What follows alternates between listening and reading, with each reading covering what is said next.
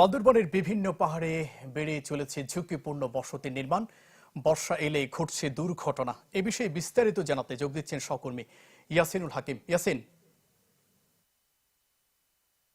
জুবাই, প্রতি বছর এই বর্ষার শুরু থেকে এবং বর্ষার আগে সময়টা আসলে মানুষের পাহাড়ে ঝুঁকিপূর্ণভাবে বসতি স্থাপন করে।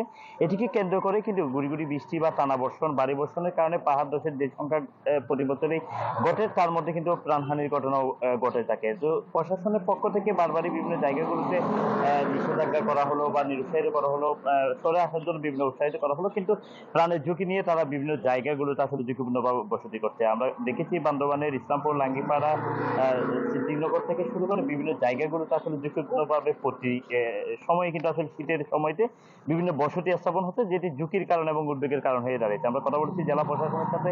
জেলা প্রশাসন আমাদেরকে যেটি জানিয়েছে, পাহাড়ে যারা ঝুঁকিপূর্ণভাবে বসবাস করছে তাদেরকে সরিয়ে নেওয়ার জন্য প্রতিবারই বর্ষা বা বৃষ্টি পড়লে ঝুঁকিপূর্ণ সিগন্যালের সময় তাদেরকে সরিয়ে নেওয়ার জন্য বিভিন্ন ঘোষণা করা হলো। তারা কিন্তু জীবন তাদের শেষ আশ্রয়স্থল ফেলে কিন্তু আসলে সেখান থেকে আশ্রয় কেন্দ্রে আসতে চায় না, যার কারণে কিন্তু আসলে প্রাণহানির মতো ঘটনা ঘটে। আমরা প্রশাসনের তথ্য মতো যদি বলতে চাই, 2018 সাল থেকে 2024 সাল পর্যন্ত প্রায় 13 জনের মৃত্যু ঘটেছে পাহাড় ধসের কারণে। এবং বিভিন্ন জায়গাগুলোতে এই বৃষ্টির সময়তে পাহাড়ের যে পাদদেশে মানুষ বসবাস করছে তাদের চলাচলে যেমন বিঘ্নিত ঘটে, পাশাপাশি সেখান থেকে ধসে পড়া মাটি রাস্তা আসার কারণে সড়ক যোগাযোগ অনেক সময় বিঘ্নিত ঘটে।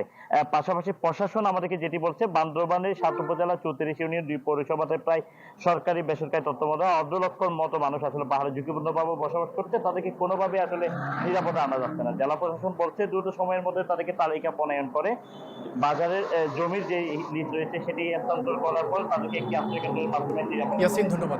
দর্শক, বান্দরবানের বিভিন্ন পাহাড়ে বেড়ে চলেছে ঝুঁকিপূর্ণ বসতি নির্মাণ, সে খবর জানাচ্ছিলেন সহকর্মী ইয়াসিনুল হাকিম।